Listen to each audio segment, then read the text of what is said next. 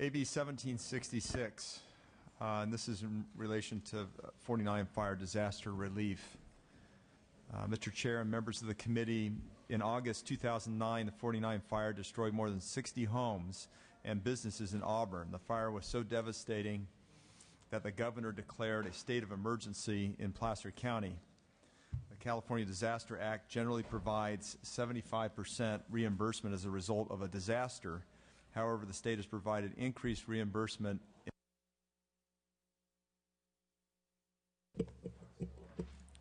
Okay. For some agencies that have an adopted hazard mitigation plan, or an HMP. The Placer Board of Supervisors adopted its HMP plan in 2005. The county's unreimbursed expenses are only an estimated $15,000 for cleanup costs, personnel costs related to incident management and response, and various administrative costs.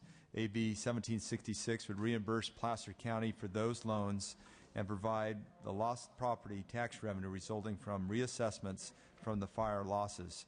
I have Karen Lang here to testify in support. Members, this is an important measure for Placer County, and I ask for your aye vote. Thank you, Mr. Gaines. If your primary two witnesses could be 2 minutes, that would be appreciated. Hi, Karen Lang here on behalf of the Placer County Board of Supervisors. Wanted to thank Mr. Gaines for being so responsive to our client, and I have with us someone from the Auditor Controller's Office in Placer County to provide data to you. Thank you. Yes. Good afternoon. My name is Andy Sisk. I'm the Assistant Auditor Controller, Placer County. I will echo everything that Ted has just stated. Currently, we estimate that there's a loss of about $140,000 in property taxes for the fiscal year 9-10. We anticipate a substantial portion of these losses to carry over into the next fiscal year. And we want to thank Assemblyman Gaines for bringing AB 1766 forward on behalf of Placer County, and we ask for your aye vote. Thank you. Any other witnesses in support? Cindy Hillary, Regional Council of Rural Counties, in support. Thank you. Anyone else? Any opposition? Seeing no opposition. Mr. Gaines, this is a suspense candidate. I did have one question. I guess the BOE hasn't done their fiscal estimate yet. Do we have any information about the actual cost, or Karen? I believe that the county for 9-10 identified $140,000 in losses to the county. $40,000. Okay. Thank you very much. If you want to close. Just would urge an aye vote. Thank Chuck, you. any questions? No? Thank you. Thank you. We'll go to item 3, or do you want to go to item 8? Thank you. Yeah, that bill is going to suspense. What do you want to do? AB 1700. Okay, item 3. Good afternoon, Chair and members.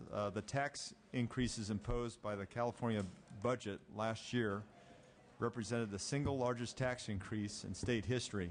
These taxes hit hard-hitting families' pocketbooks during one of the most worst economic climates in California history.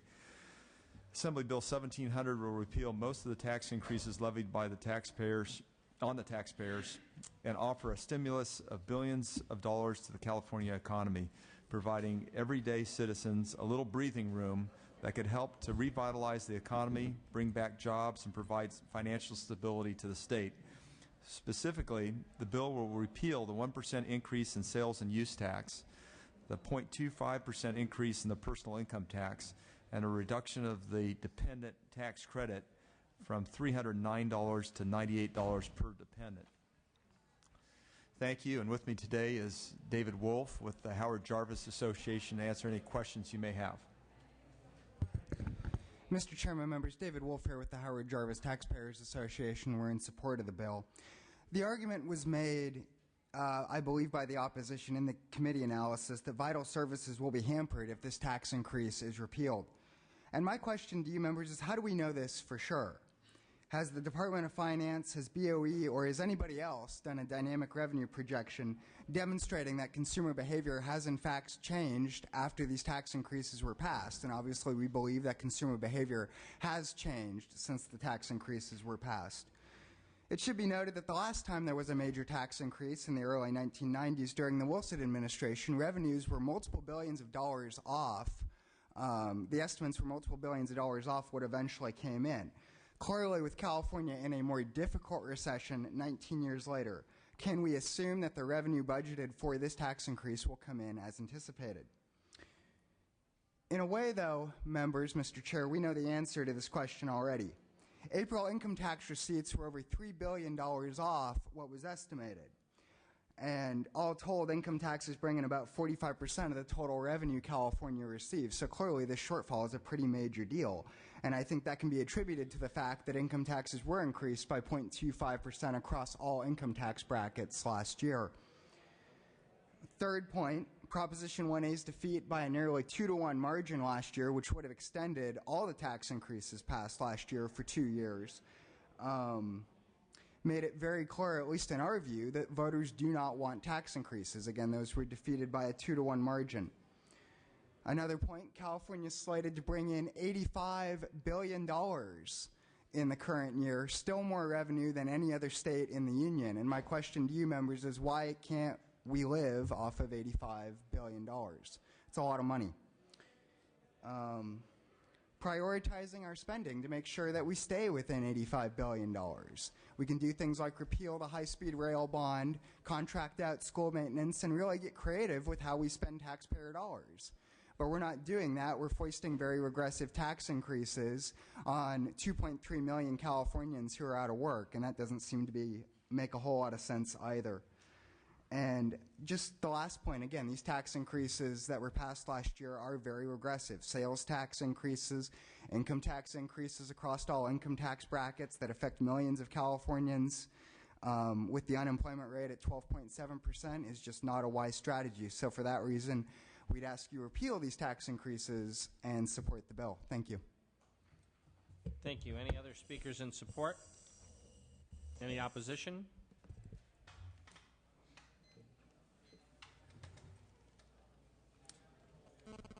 If the primary opposers could be 2 minutes, that would be appreciated. Thank you, Mr. Chair. Jeff Freitas with the California Federation of Teachers, and we're also representing a coalition of people that work with the California Tax Reform Association, and we're opposed to this legislation. Education primarily has been cut $18 billion over the last 2 years. The governor proposed $2.5 billion additional cuts this year. Eliminating further general fund revenues would be putting more effort or more emphasis on having to cut education, the vital services that California provides at this point. There are many other services that the state provides that this would also have to be cut due to these tax revisions. Thank you. Thank you, Mr. Chair. Jean Hurst on behalf of the California State Association of Counties, also here in opposition. We believe by eliminating last February's tax increases would result in a greater deficit, resulting in greater pressure to cost shift to counties, essentially passing on the state's budget problems to local agencies. We're not equipped to handle it, and we urge your no vote. Lenny Goldberg, California Tax Reform Association. We didn't love the package that got passed, but they're strictly necessary to keep the state running. Opposed. Thank you. Anyone else in opposition? Seeing no other opposition, this is also a suspense candidate, and I would just note it costs about $2.8 billion to do this in fiscal year 2011-2012. That would be a significant hit to the state's general fund. Mr. DeVoria, any questions for? Okay. Ms. Ma, any questions? No? All right, this is going off to suspense. Mr. Gaines, you want to close? Or? Well, I would urge an aye vote. I think in these very tough economic times, we should not be putting an additional burden on taxpayers. We ought to be looking on ways to operate our government in a more efficient manner. We ought to figure out how to create jobs. And by saying that, I know that government cannot create jobs, but we ought to at least provide the economic environment for job creation. And I would argue that we should go farther than this, take a look at eliminating the capital gains tax in the state of California that would help draw capital for entrepreneurs to create new jobs and to create new businesses here in the state. If we take a look at what happened in the early 1980s under President Reagan with his income tax cuts that occurred over a 3-year time frame, the preceding 7 years after that created 20 million jobs in the nation.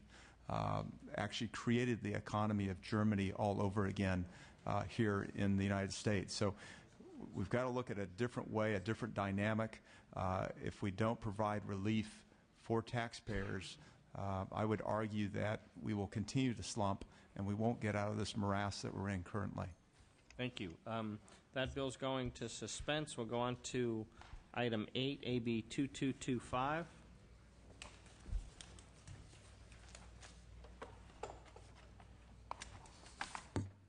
Great. Thank you, Chairman and members.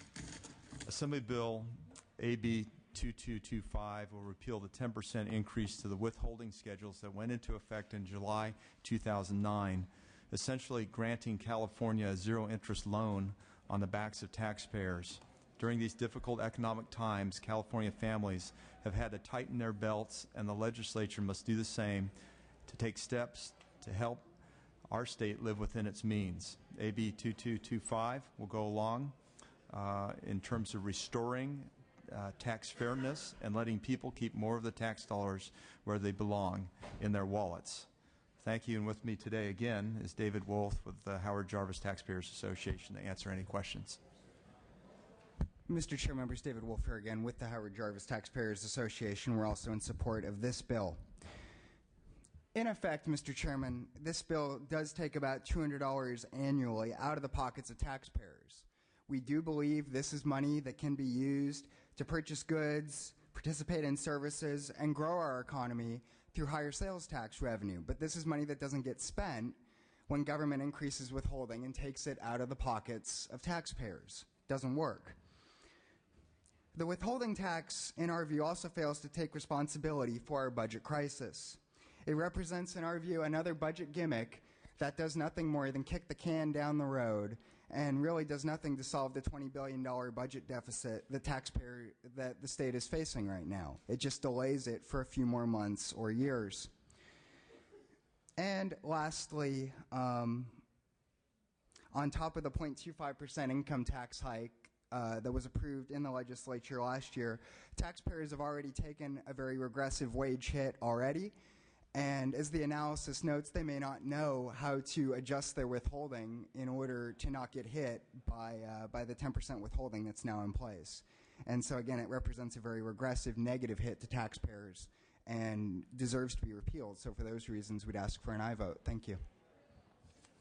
Anyone else in support? Any opposition? No opposition. Again, Mr. Gaines, this is a suspense candidate. It looks like it costs about $1.4 billion. I agree that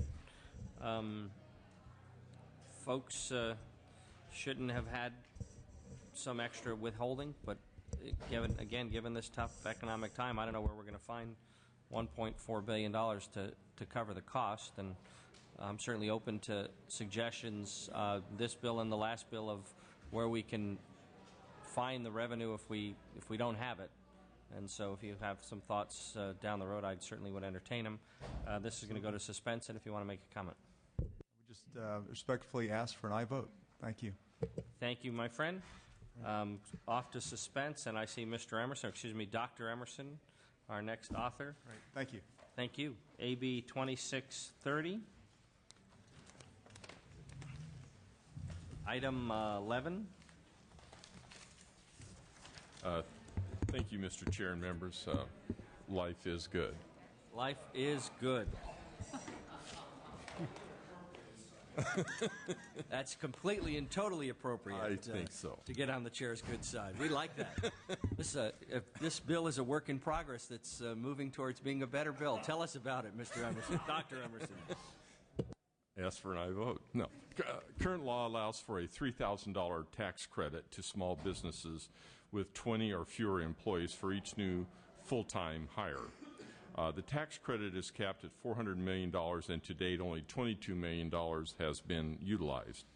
I would like to accept the committee's suggested amendments, which would expand the pool of employees who would qualify for the tax credit, and to those that employ 50 or fewer employees instead of the 20 or fewer employees. As we all know, these are difficult times for Californians. We are currently facing an $18 billion state budget deficit with unemployment rates at over 12%.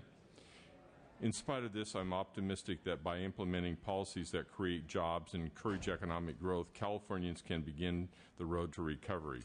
Given our current economic climate, job creation must be our state's top priority.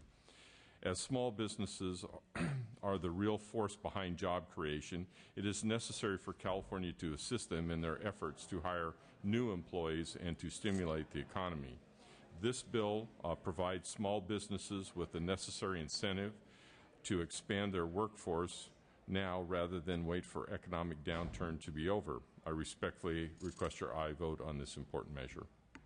Thank you, Dr. Emerson. I don't know if folks out there have seen the amendments, but basically this is not creating a new program. It's using the existing program and just expanding the eligibility, so there's no fiscal impact by just having it apply to the existing program. If there's folks in support, come up and tell us. Yes, thank you, Mr. Chairman. Park Terry on behalf of the California Landscape Contractors Association. As I'm sure you're aware, we're going through tough economic times, and I don't think any segment of our economy has gone through tougher times than the construction industry right now. We are probably the quintessential small business contractor association.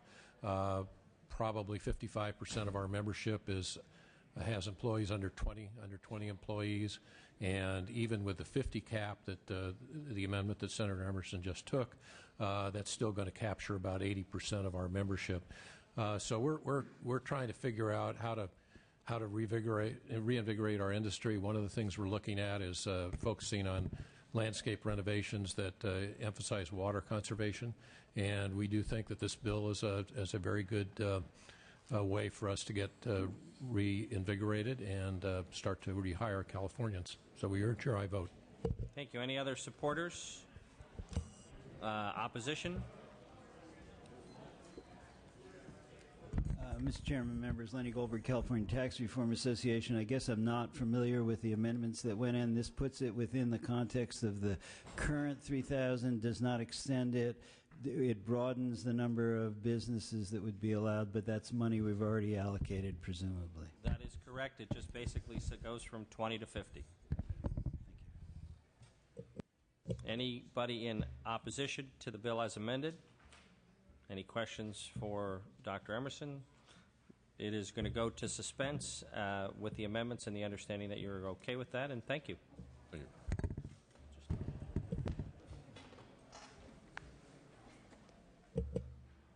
Mr. Perez, come tell us about item 7, AB 2136. Thank you, Mr. Chair. I appreciate the opportunity. And hello, members. AB 2136 is a tax relief bill intended to assist the people of Imperial County in the wake of the Sierra El Mayor earthquake.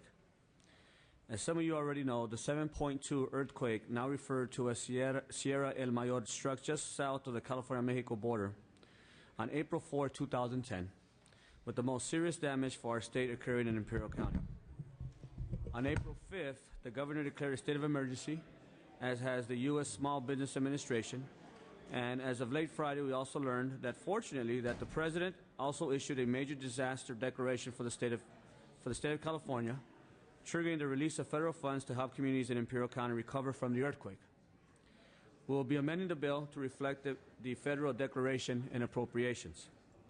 Imperial County faces a host of repair and recovery issues that the state has estimated will exceed $91 million. People's lives have been disrupted and are already fragile. Local economy needs support.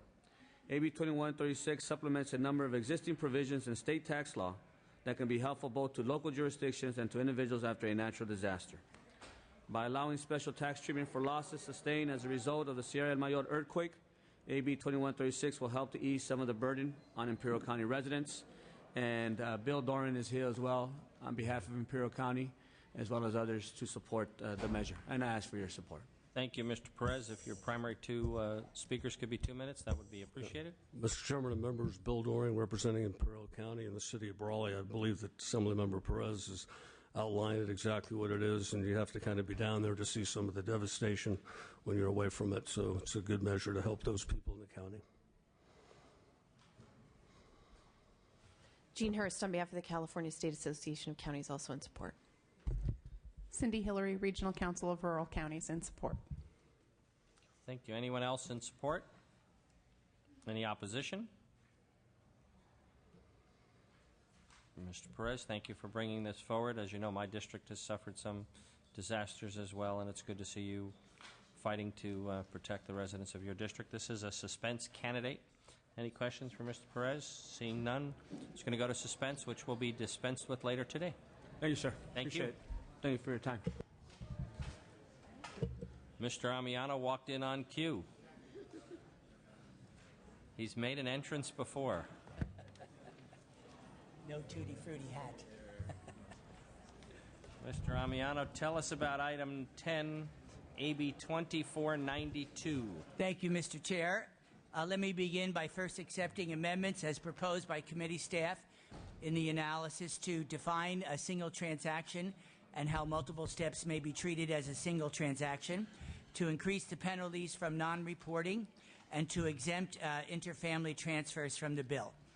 Additionally, I would also like to offer a fourth amendment, an author's amendment, to correct a drafting error and to maintain consistency with existing law that would clarify that the bill applies to transactions between legal entities and individuals, again excluding interfamily transactions.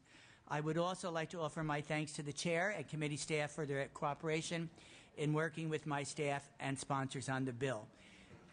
Members, I present to you Assembly Bill 2492. Behind the crisis in our schools, the fiscal crisis plaguing local governments, and a multi-million-dollar budget deficit clutching our state is a statutory policy flaw that threatens to undermine the state's budget for years to come. Current law requires that commercial properties be reassessed and taxed on their full market value when change of ownership occurs. However, a loophole in the law fails to trigger reassessment in many cases, even if 100% of a property changes hands. Current law does not trigger reassessment unless a single owner acquires more than 50% of a property's ownership interest in a single transaction. The bill only requires commercial properties to be reassessed and taxed on their full market value if 100% of the property is sold or transferred to a single transaction, no matter how many parties are involved, and regardless of whether any one party acquires more than 50% ownership interest. The bill doesn't close the many loopholes in the property tax law. It covers only one area, major buyouts and mergers. This measure merely addresses the most egregious abuses that business property owners have exploited over the last 3 decades to avoid paying their fair share of property taxes. It picks up those cases where the property ownership has nothing to do with the transaction, so when these mergers occur, there is reassessment. These transactions have become more common in recent years, especially in the cases of bank mergers and private equity buyouts. AB 2492 additionally ensures that county assessors are provided with the information and need to discover changes of ownership, and ensures that violators are adequately penalized for failing to comply with the law. AB 2492 is sponsored by the California Tax Reform Association and the Alliance of California Communities for Empowerment. The bill is further supported by the California Teachers Association, the California Federation of Teachers, ASME, the Western Center on Law and Poverty, the California Commission on the Status of Women, the Health and Human Services Network, Parent Voices, and a host of other labor, education, and grassroots constituent organizations statewide. I have with me here today to testify on behalf of the measure Lenny Goldberg of the California Tax Reform Association and Vernell Crittleton with the Alliance of California Communities for Empowerment. Thank you for your attention, Mr. Chair. Thank you, Mr. Amiano. If your primary 2 witnesses could be 2 minutes, that would be great. Okay. Thank you, Mr. Chair. We have been researching property ownership and transfers for quite some time as the California Tax Reform Association. Lenny Goldberg, California Tax Reform Association. We found 100% transfers that were done in such a way without reassessment. We also found, and I have to say the law or the assessors or the results are very inconsistent out there. We have also found private equity buyouts and mergers in which major properties have not been reassessed. Now, Mr. Amiano spoke to the question of these are not about the arranging for a property to be sold or structured one way or another. These are entire corporate buyouts where, by anybody's definition, 100% of the property has been sold. And in fact, many of these properties are not picked up. Actually, I would almost say that much of this is declaratory of existing law, because in some cases, some of these properties are being picked up. So it's really a mess out there. There are many tens of millions of dollars that could be affected. If you don't mind, with your indulgence, Mr. Chair, I do have one concern about the proposed amendments, which is the sunset.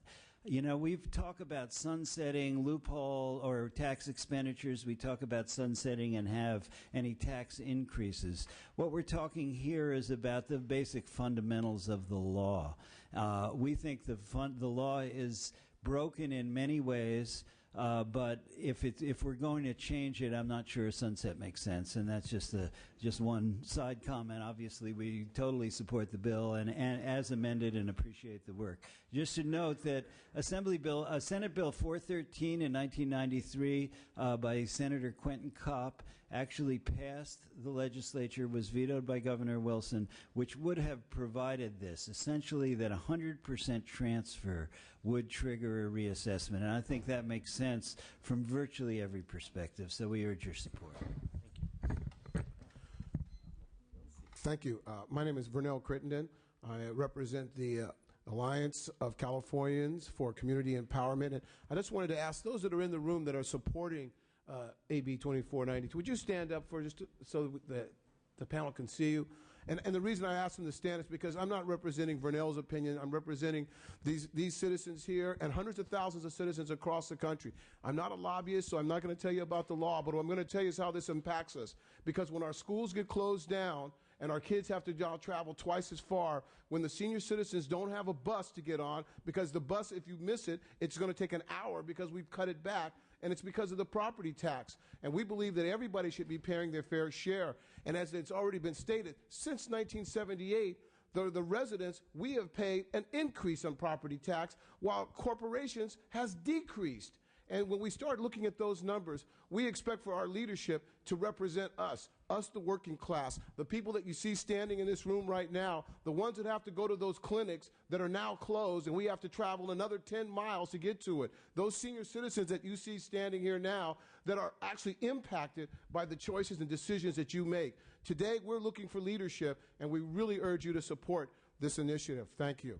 Thank you. I wonder if I could acknowledge Mr. Phil Ting, the assessor in San Francisco, for a brief comment before we go.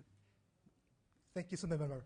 It's an honor to be here as a San Francisco assessor, recorder. I see firsthand the inconsistencies with the law.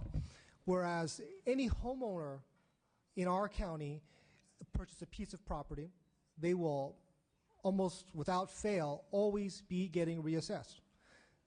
Assemblymember Amiano's bill is simply trying to have that same treatment to corporations that homeowners are getting. I don't think that it's fair for a homeowner to always be reassessed, whereas we've created legal, and I would say this, completely legal opportunities for corporations to buy a piece of real estate and not get reassessed. Whereas for homeowners, that same rule would not apply. Thank you. If the following speakers could identify themselves and do Me Too, except for the young gentleman, I always have a soft spot for kids who testify. So I'd like to introduce Angel to you. He's a 10-year-old from Los Angeles that came up today, and he just wants to take a few seconds. Angel has time. My name is Angel Martinez, and I'm with the organization ACE, and I think it's unfair that they're not the companies are not paying their taxes because schools are losing monies. There are going to be less programs for kids that need them, more budget cuts, and right now I already graduated from my old school, but I'm still here to represent it. And also, I woke up at 5 in the morning, came here with this Lupita, driving for like 6 hours, and I think they should pay their taxes. Well said. Well said. Good for you, Angel. Okay. I just have one question for Angel. Angel, when you're governor, remember me, and you might need a driver. Okay? Well done. If the following supporters could just identify themselves and say, "Me too," that would be appreciated. Thank you. Estelle Lemieux with the California Teachers Association. I'm glad we had a student here speak for us today. We support this measure wholeheartedly. Thank you. Jeff Freitas with the California Federation of Teachers in full support of this bill.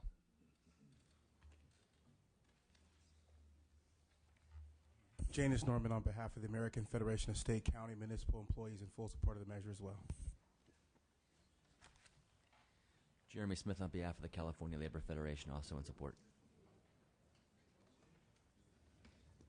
Vanessa Kahina with the California Immigrant Policy Center in support.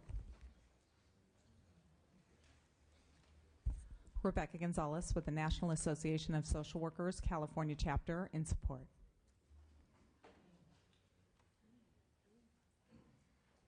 Beth McGovern with the California Commission on the Status of Women in strong support.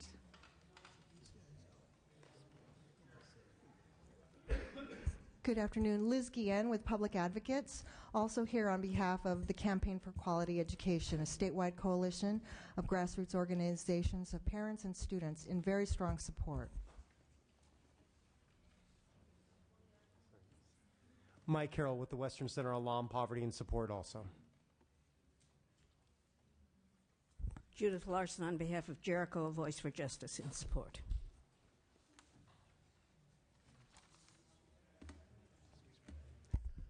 Jim Lindberg, Friends Committee on Legislation of California in support. Anyone else in support? Seeing no support, Mr. DeVore, do you have a question? I was going to make just one point. I'm here as an individual assessor and that my association hasn't taken a position yet. Okay. Mr. DeVore, I had a brief question of the author. I was wondering if this statement indicated support for either civilian nuclear power or for nuclear weaponry, because you indicated that you wanted to nuke Proposition 13, and I was just curious. Am I glowing? Am I radiating? No. All right. Mr. Nastandi has a question outside of nuclear energy. Just to see if we're consistent here on our thoughts and beliefs, if you raise those taxes, then my assumption, I think economic proof is that prices will rise in those certain circumstances, because I doubt companies will now be benevolent and throw out their fiduciary responsibility to shareholders. So are we accepting a rise in prices to do that? Would you like to answer? I have an answer. Well, I think what's interesting, Assembly members, currently, if you look at rental rates in your community, they are probably fairly consistent based on the market. Yet if you looked at each of those property owners, they're all paying completely different property tax levels. So my question my question is where are all those subsidies going? Because currently some property owners are being subsidized, and I don't know that we as individual consumers are seeing the benefit of that, or even small businesses seeing that. A company will then take it out of its profits then and not raise prices if they have whatever their underlying cost is. If it goes up, they're just going to go ahead and eat that and not charge more for their product? Would that be the assumption? Well, I think it's interesting because right now, certain properties are making more than others because they've been owning their properties longer. But yet rents are still exactly the same based on the market. Mr. Nastandi, the new investor is paying full market value and on their and all kinds of fees and exactions, and they're competing with the people who are paying incredibly low property taxes. They can't say, I'm going to sell this product at a higher level than all my competition. And in fact, many people have pointed out that the way our system works is actually detrimental to what we all care about, which is new investment, because it penalizes the new investor. In this case, you have a change of ownership. Some people pay it. An awful lot of corporations will buy property and pay the change of ownership. You don't see the prices go up. But you got so much wiggle room in the law, in effect, so many loopholes in the law that, in fact, people avoid the change of ownership and don't pay their fair share of the tax. So it won't have any effect. So those costs do not have any effect on price. What affects prices, and what makes prices go up? Not underlying costs. There's the market. The market demand. So if you raise any underlying costs, they simply eat it and move on? Well, some pay it, and some, in this case, some are paying it. There's no question that there are businesses who are assessed at full market value, and their competitors are not. So somebody's paying it, and somebody's And they may have pocketing efficiency it. somewhere else that we don't know about, and different model for doing business. I think that's the fundamental philosophy behind this issue is this a loophole that needs to be closed? Is this something where we have some folks who comply and some don't? And leveling the playing field through closing this loophole, I think that's the fundamental question. And I think that's what's before us. So, any other questions? Thank you. Ms. Ma, anything? Those opposed, come on up. And I gave the supporters a little extra time, so I'll let the opponents have 3 speakers as well, 3 primary speakers. And if you have any children... I was going to say, if they have Please. What did you say? If they have any... Little puppies. I have 2 dogs and a daughter. Should I have brought them? If you had brought your daughter... Oh, I don't know. We don't want to subject him to... I'm sorry. That was fair. I'm Michelle Peelsticker with the California Taxpayers Association, and you have before you a study that that Caltax did to show the distribution of the burden between homeowner property and all other income-producing property. As you can see, we arrive at a much different conclusion than Mr. Goldberg's report did. And that's because we believe that Mr. Goldberg's report is based on a flawed premise, that there has been a shift of property tax burden from commercial to residential property. But we believe that Mr. Goldberg's report uses flawed methodology to get there because with regard to residential property, he includes investor-owned property in the residential figure. In so doing, he creates a larger burden for residential property than income-producing property as a share of the roll. AB 2492 would not help this problem, but would exacerbate this problem because income-producing property is frequently held by legal entities. And if legal entities undergo more frequent changes of ownership, as this bill purports to do, and I'm not even certain that it would do that, but as this bill purports to do, then it would actually increase the share of the roll borne by residential property than decrease it, because we're including actual commercial-owned property within residential property. So the Caltax study, as I said, does not do that. The Caltax study looks at homeowner-occupied property versus income-producing property. And as such, we found that homeowner-occupied property accounted for 41.83% of property tax values for properties that are subject to Prop 13, while business property bore 58.17% of those values. Another thing we found is that under Prop 13, the assessment roll is increased on average about 8.4% a year, providing a stable source of revenue for local government. Prop 13 requires a change in ownership reassessment when a legal entity has undergone a change in control, and that includes mergers and acquisitions. Under current law, mergers and acquisitions are subject to reassessment for change in ownership. Mr. Goldberg's study provides no solid evidence that there is a problem that needs remediation with respect to Proposition 13. In fact, the BOE in its assessment practices surveys oversees the work of the assessors to ensure that they're properly assessing properties in their counties, and most assessors do so, according to the BOE, within 99 to 100% of accuracy. So AB 2492 is a solution in need of a problem and should be viewed with skepticism, and for those reasons, Caltax is strongly opposed. Next speaker. Thank you, Mr. Chair and members. Kyla Christopherson on behalf of the California Chamber of Commerce. We also are strongly opposed to this measure. We concur with the statements provided by Ms. Peelsticker. We do see this bill as a direct attack on Proposition 13. It undoes Proposition 13 protections. It increases property taxes, and it should be noted that all taxpayers have benefited from Proposition 13 protections. Without it, all of our taxes on property would be substantially higher than today. Under current law, I just want to reemphasize, when property is transferred by one company to another company, that absolutely triggers a reassessment in property taxes, and that includes mergers and acquisitions. We've analyzed the bill. As we see it, the primary impact of this bill would be to impact small businesses in particular.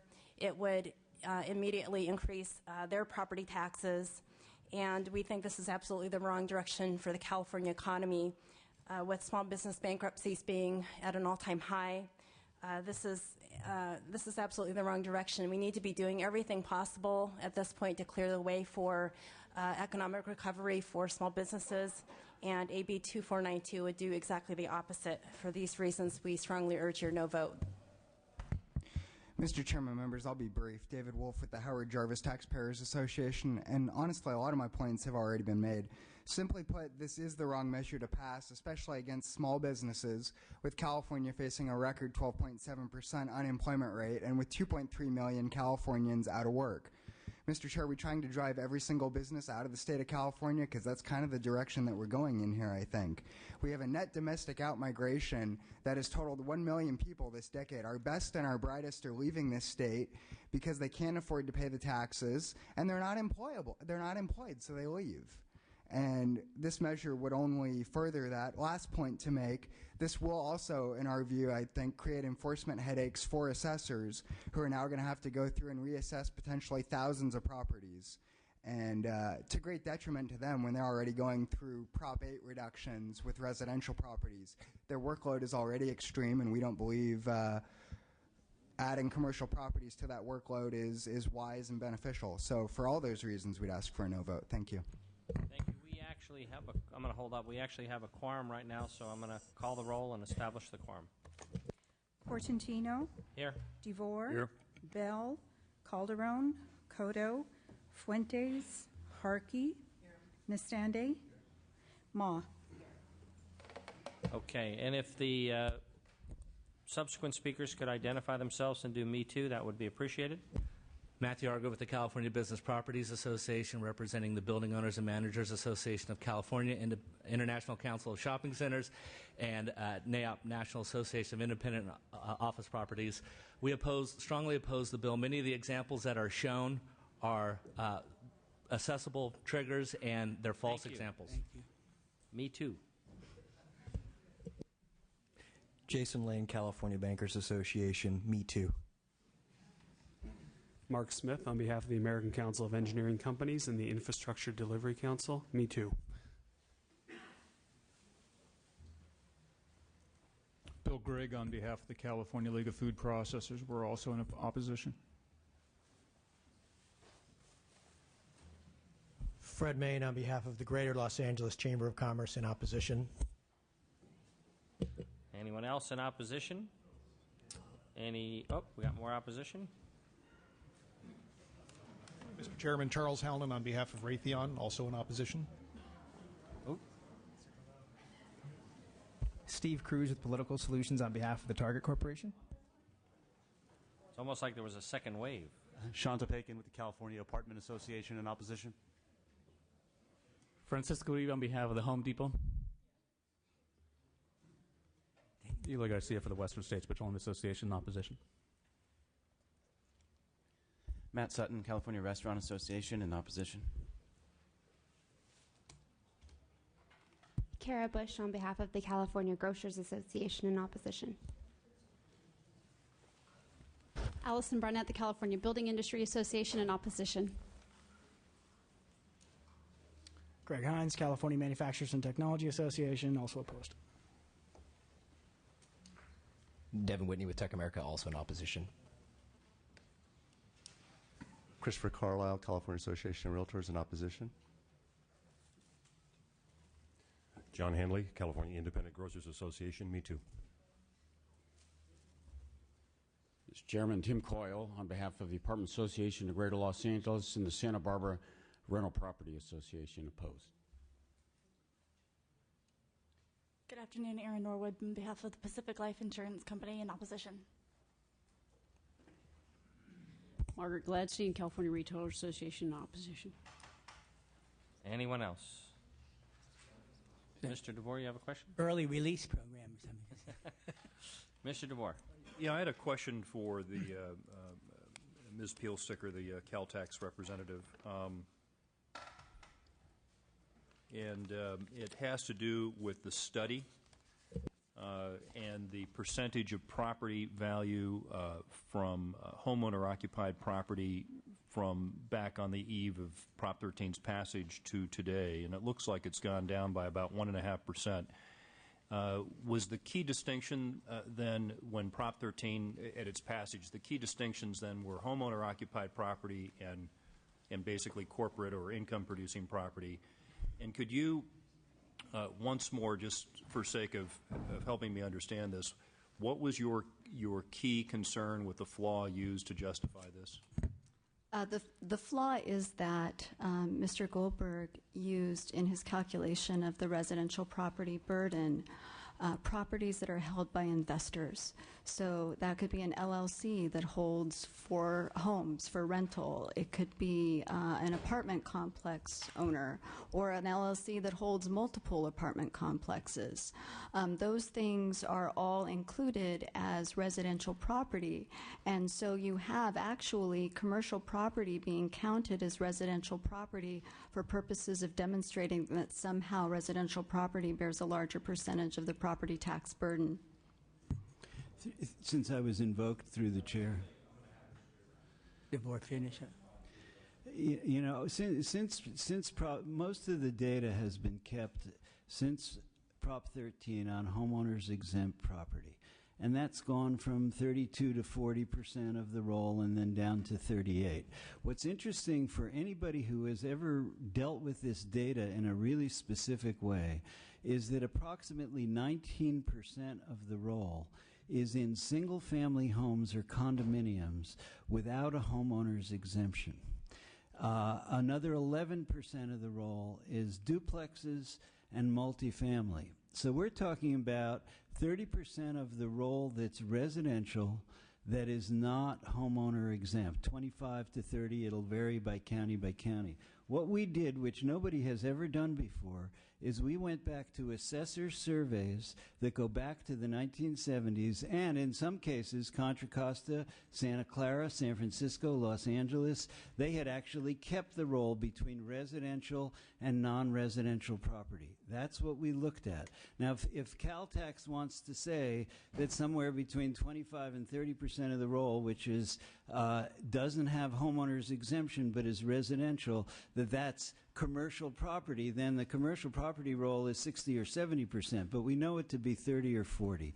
And so there is this very large, just to be really honest, very clear about the numbers, there is this big residual in the data that is neither commercial or industrial or homeowner exemptions. However, there are many homeowners that don't have exemptions. There are many people who own their homes, have owned their homes and rent them out. There is a very large number of single-family rental properties in the state of California, single-family condo properties in the state of California, and small multifamily residential. So we were looking at the divide between resident and never before looked at data in a county-by-county basis. And in Orange County, it went from 59 to 72%, residential versus non-residential. And that's the answer to. So they want to call it all commercial, but it isn't. While you're there, Mr. Goldberg, could you go back to the sunset issue? I mean, originally I was wanting to put a sunset as an amendment, and I've been wrestling with that issue. Could you explain to me why you see this as a different case than a tax credit or a... Yeah, this really, we're basically saying here's a law that has been in place since 1979, 30 years, We have seen that we think it doesn't work. And, you know, the example, to use the one that everybody agrees is a clear and blatant example, Martini sells to 12 Gallo partners, 100% sale, no reassessment. So the question is really setting the ground rules for the law in full-time, permanent basis. Let's start working with the law. Let's make it work permanently. Let's not say, oh, the law is going to expire so we can do a transfer in year 8 instead of year 7. So this is about a fundamental law. It's neither increasing a tax and sunsetting it or cutting a tax and sunsetting it. Ms. Harkey had a question? Yeah, I am always amazed when this comes up.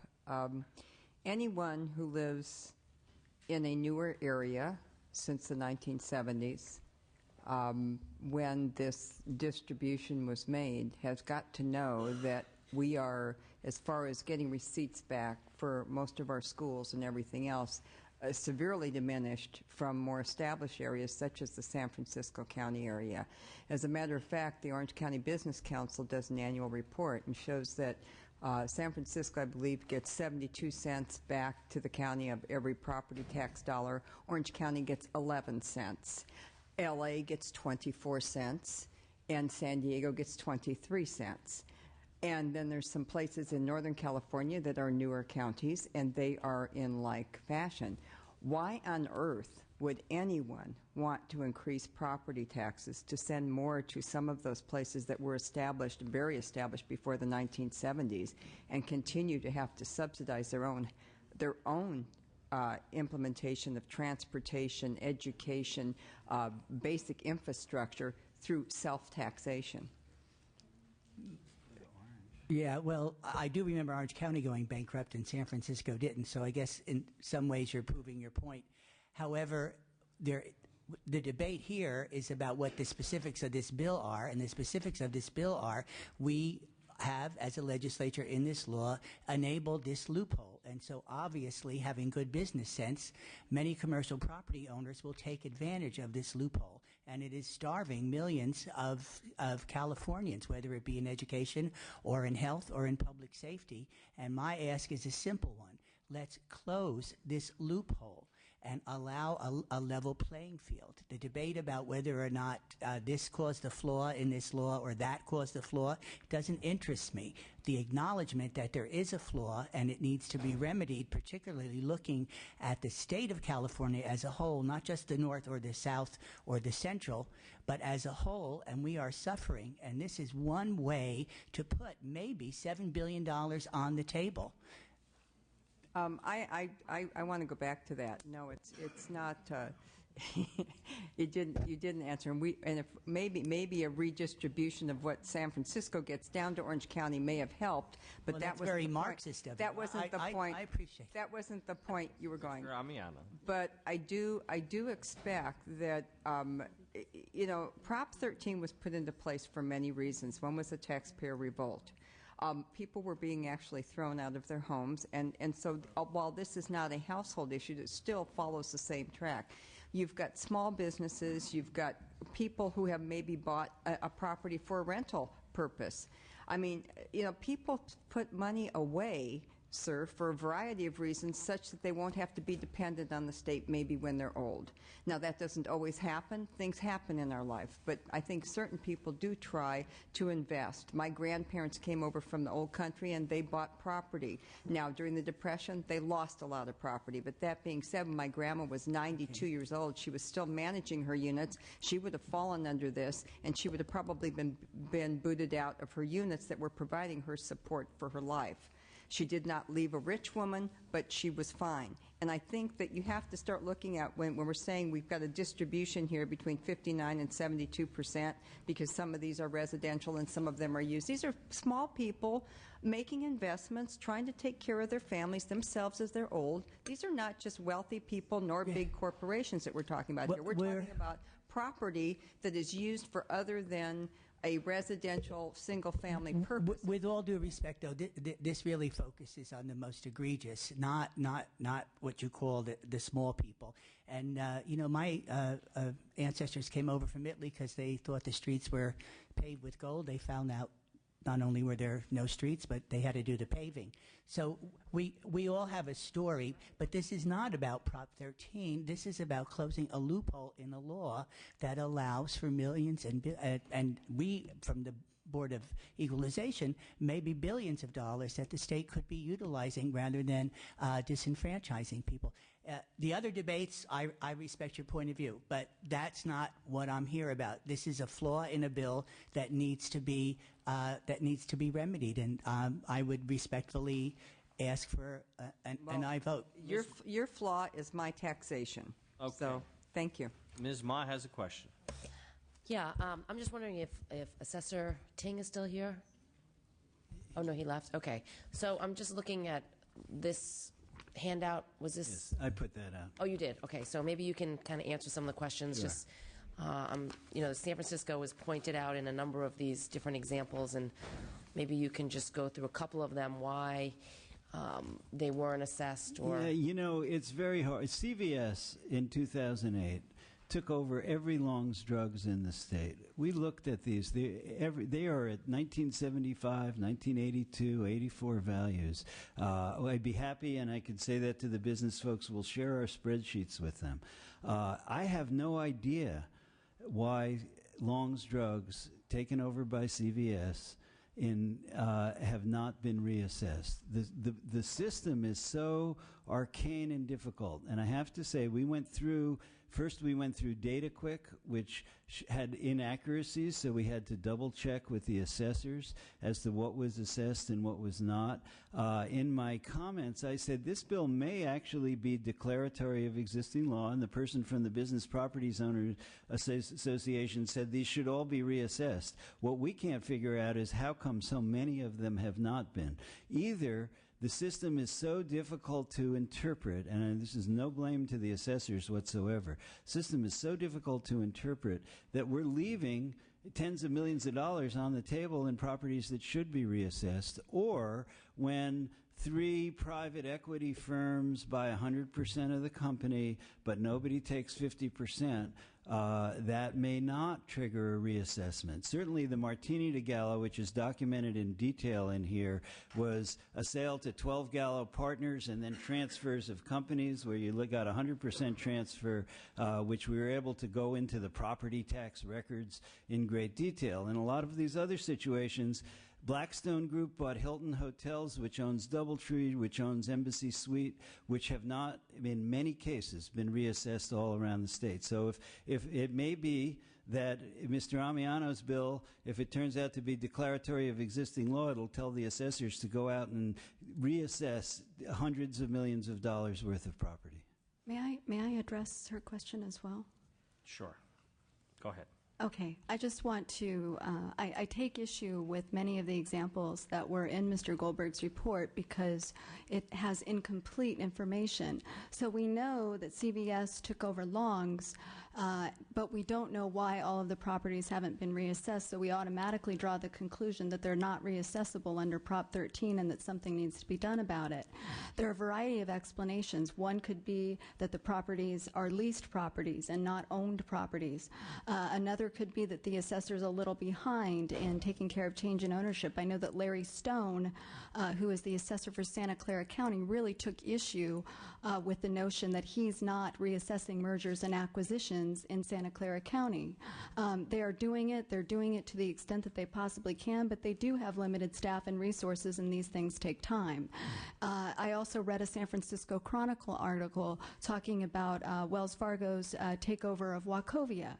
Well, Wells Fargo took over Wachovia, and the only property that was not reassessed in San Francisco was a condo unit, which has nothing to do with the general operation of their business.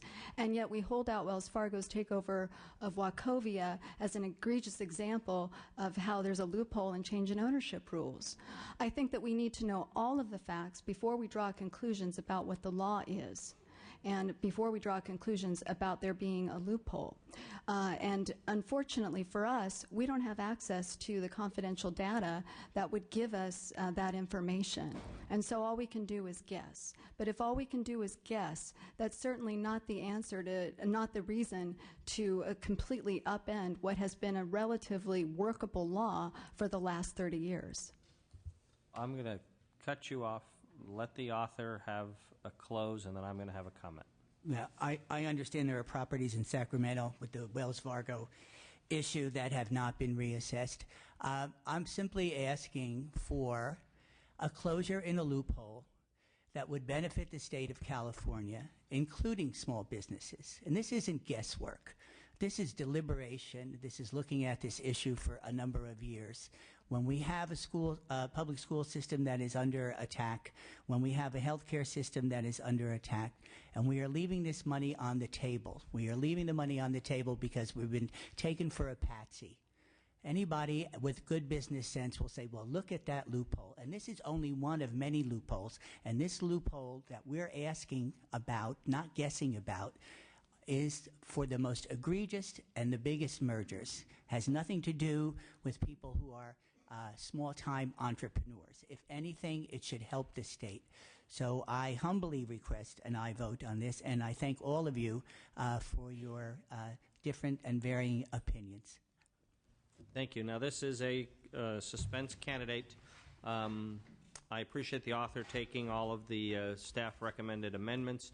I also thought I heard some common ground in there, that it seemed like both sides were open to the notion of having properties that should be reassessed, and I heard Mr. Goldberg offer access to his spreadsheet, so perhaps that could be a kumbaya togetherness moment to have everyone go through the list and sort of nuance why certain things haven't been reassessed. And I look forward to seeing the joint letter from both sides to the assessor urging the proper reassessment of all properties that should be reassessed, because I love finding common ground wherever we can find common ground. This is going to go to suspense and be dealt with later today. Thank you. And I thought the debate was very good.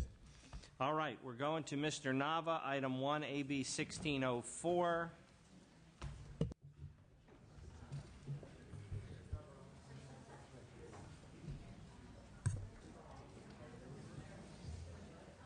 Mr. Nava, tell us about AB, well, give us a second while the room clears so you have everybody's attention.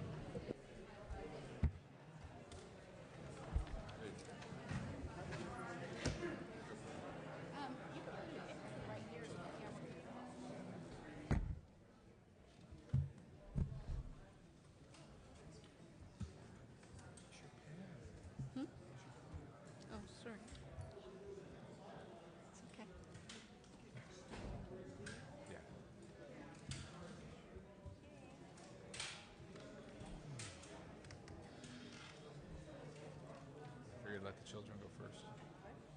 Figured to let the children go first.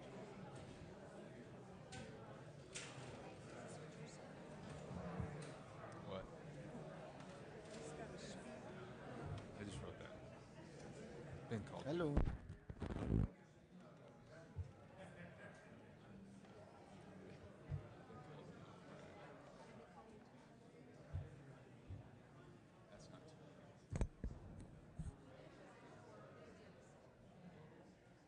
All right, Ms. Harkey, Mr. Nava, hold on one second. Ms. Harkey's going to make a motion on something.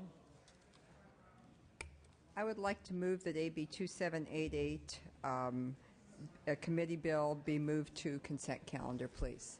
Thank you. I'm going to second that motion, and we'll call the roll.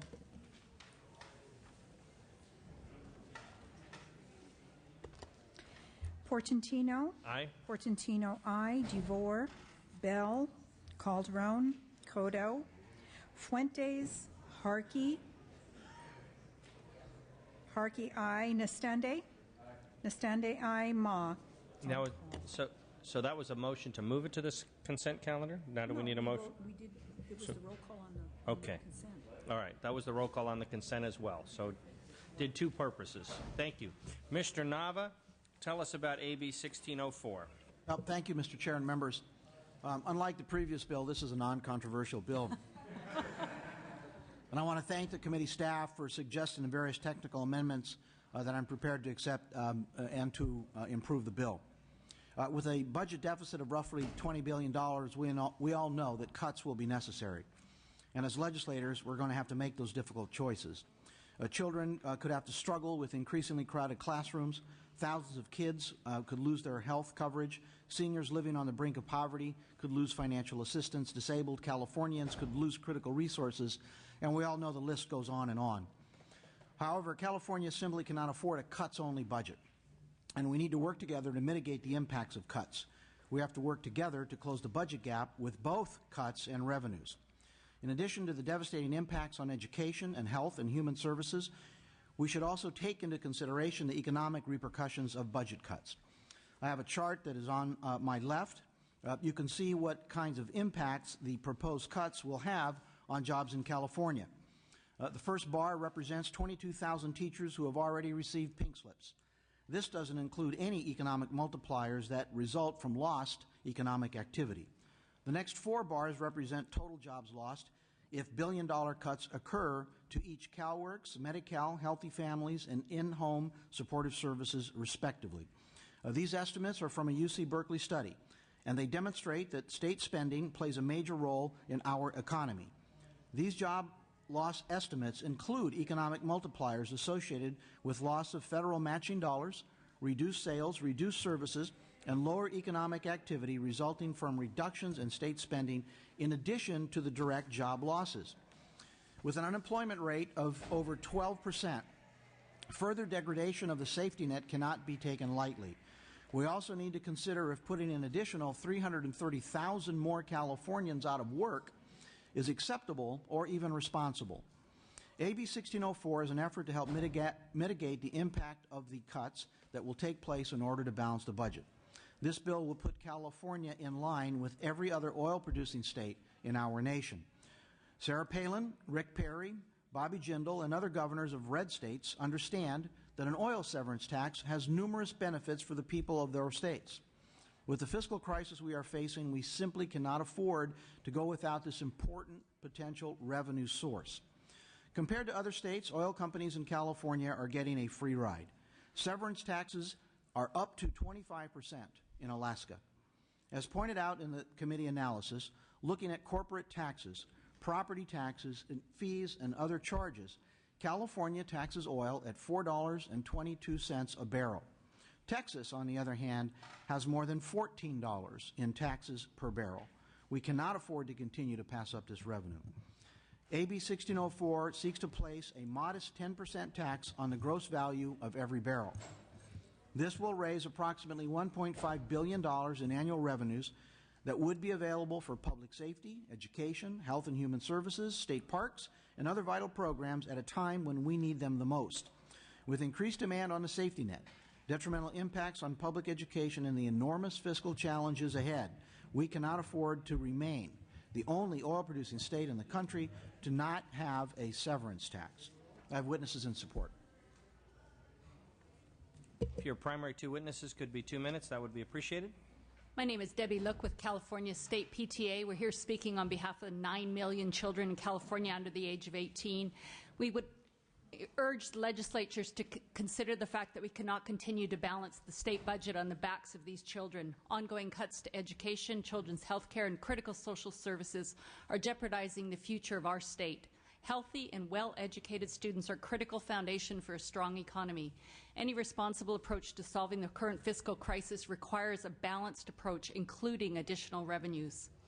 Seen over $17 billion in cuts to public education in the last 2 years, with a potential additional $2.4 billion cut in the governor's January proposal. Seeing increased class sizes, we're losing arts, music, gifted programs, extracurricular activities. Our most vulnerable students are losing academic support programs and intervention services. School libraries are closing. We're losing even more counselors, nurses, and librarians. We're equally worried about the cuts to children's health and safety, with the potential loss of the entire Healthy Families program, which would mean more than 1 million children losing health care coverage. the removal of the CalWorks program, which would mean more than 1.4 million children losing the support they need as their families try to get back on their feet. The people of California want a budget that reflects their values. Recent surveys showed 79% of California voters are opposed to making further cuts to public schools. A majority of Californians believe there's not enough state funding going to public schools. 66% would be willing to pay higher taxes to maintain current funding for public schools. Businesses agree. Both top Silicon Valley business leaders say that improving K-12 education is one of the most important things the state should do to improve the business climate. Good schools are needed to recruit the best employees. Future prosperity of our state requires a well-educated workforce able to compete in the global economy. We cannot achieve this if we continue to these draconian cuts to schools and critical services to children.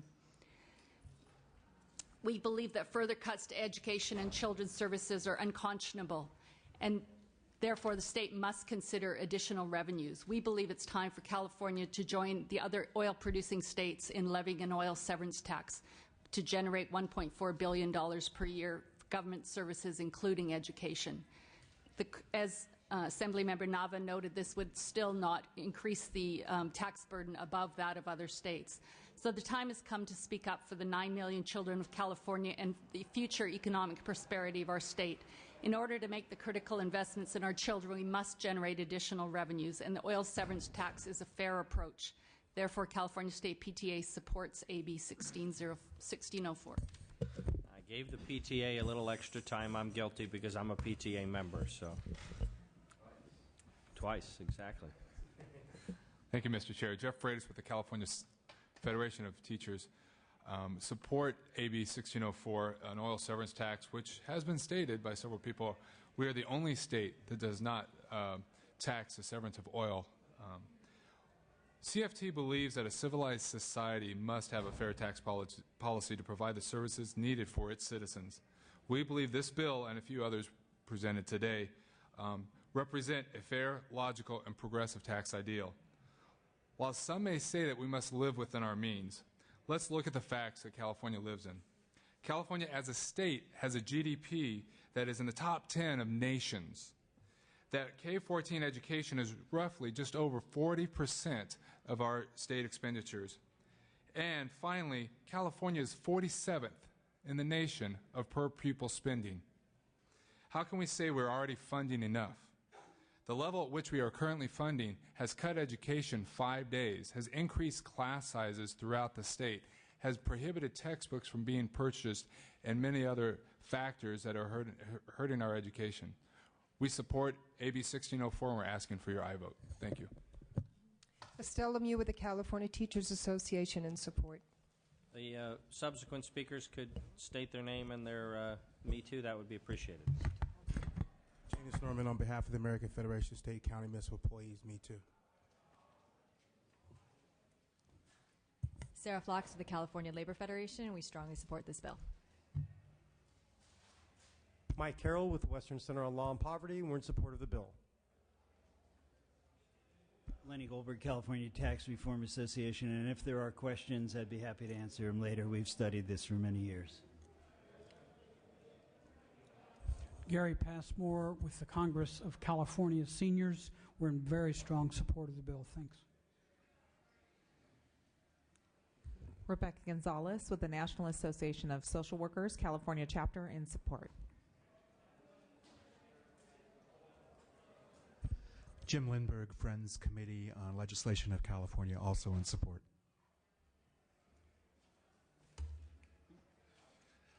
Michael Endicott, Sierra Club, California. We're in strong support, and I'm also speaking on behalf of Dan Jacobson for Environment California. Thank you. Judith Larson on behalf of Jericho Voice for Justice, in support.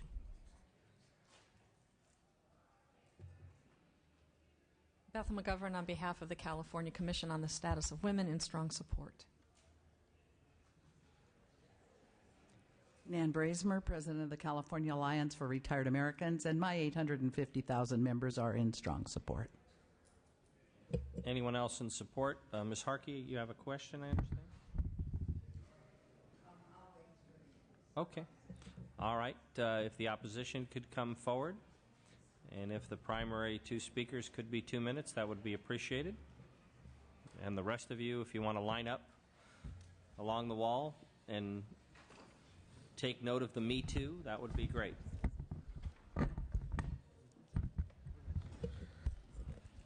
Mr. Chairman and members, I am here today to testify against AB 1604 because it would directly impact my district, as 70% of California's oil comes from Kern County, as we attempt to address California's 12.5% unemployment rate.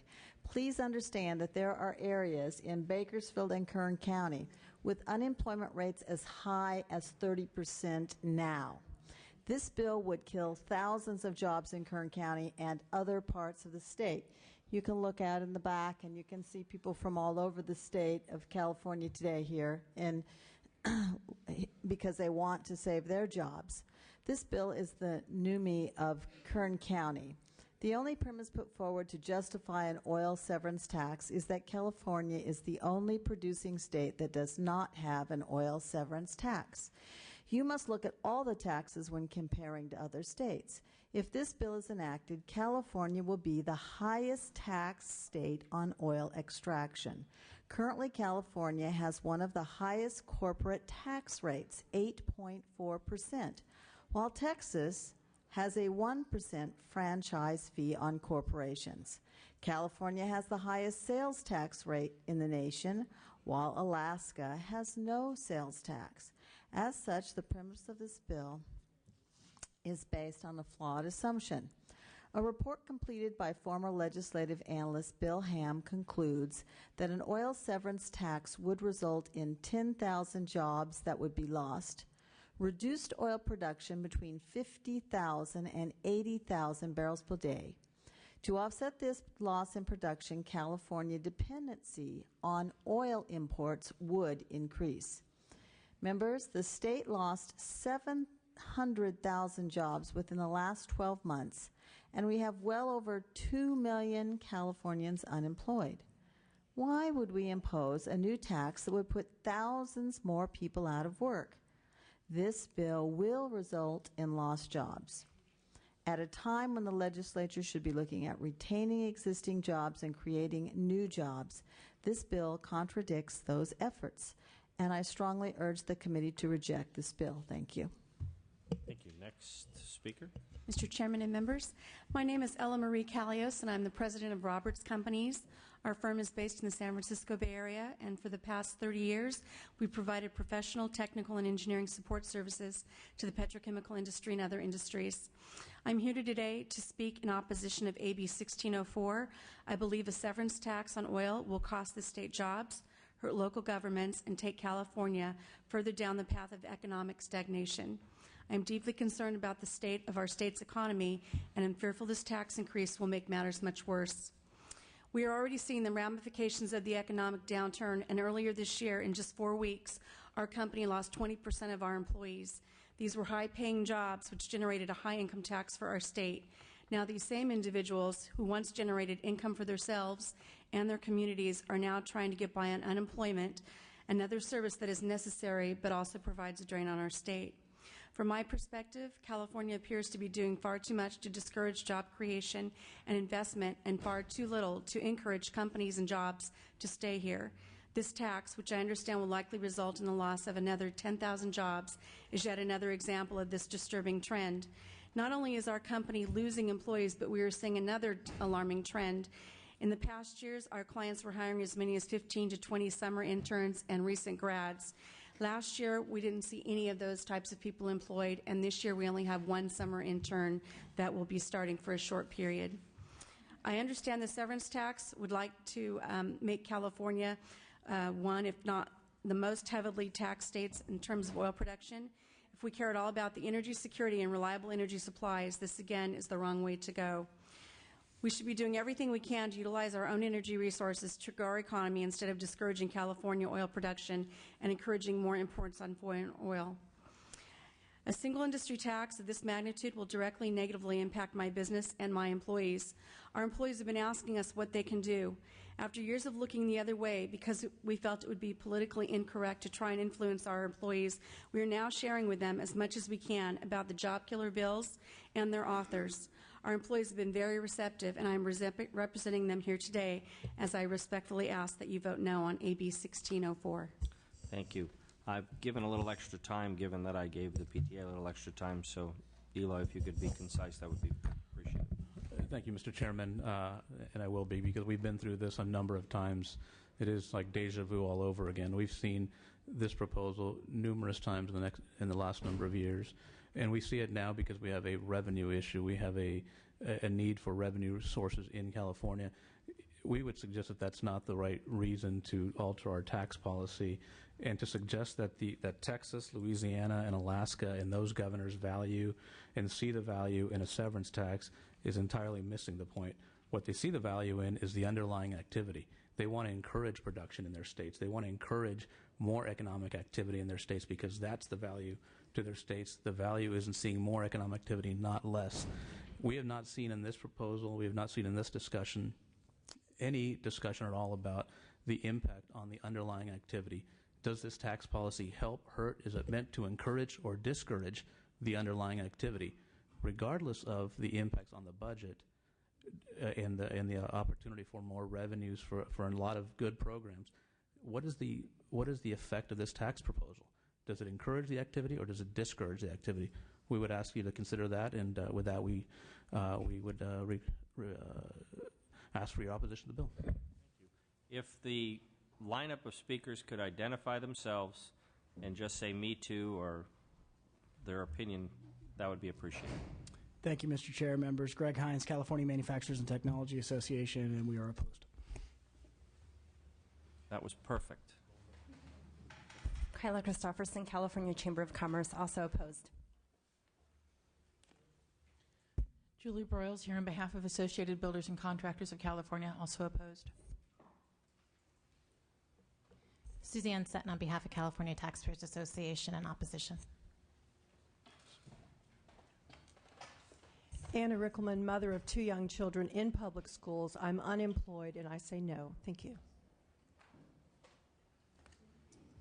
Terry Vanderveer, Roberts Companies, Contra Costa County, opposed. Tony Cook on behalf of Bel Air Oil Company, our employees and their families, we're opposed. Allison Foster, Brightburn Management, we are opposed.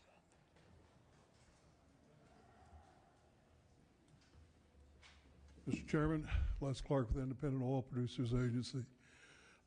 Represent most mom and pops down there in that area. Taft, California, also a school board member for 33 years. We oppose.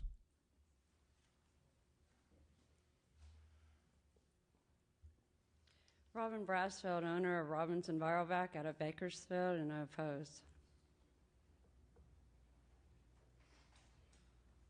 Gloria Williams from Kern County, as a single parent whose job could be affected, I strongly oppose. Guy Harefield, County of Kern, I oppose also. Small company out of Bakersfield, Ed Rodriguez, Pros Inc., oppose. Mark Stevens from Davis, California, Field Operations Manager for Capital Oil Corporation, strongly opposed. Rolando Montano, Brightburn Management from Los Angeles, I oppose. Maury Campbell, owner of Geological Logging, Sacramento, strongly opposed. Nicole Campbell, mother of 3, who also supports her local PTA here in Roseville, California, and we also own a business in oil and gas. Opposed. Amanda Bartow with Signal Hill Petroleum, opposed. Deborah Russell, Signal Hill Petroleum, opposed. Derek Jones, Vern Jones Oil and Gas, opposed. Ted Crawford, Irwin Industries, opposed. Chris Hall, Drilling and Production Company, 3rd generation operations in California. On behalf of myself and our employees, we strongly oppose this. Abraham Tingy from Aqua Clear Farms. We're in Solano and Contra Costa County, oppose. Pete McMillan, Bakersfield, California. As a 33-year veteran of the oil drilling industry, I've witnessed a number of market-induced ups and downs. My fear is that this bill will eliminate the phrase ups and downs. We'll only have a big down with no chance of recovery. Strong opposition. John Miller, McPherson Oil Company, oppose. And Blair Knox, California Independent Petroleum Association, in opposition. Thank you. No one else in opposition. Ms. Harkey, you had a question? Yeah, we've heard this bill before, Mr. Chair, and I appreciate your taking the time here.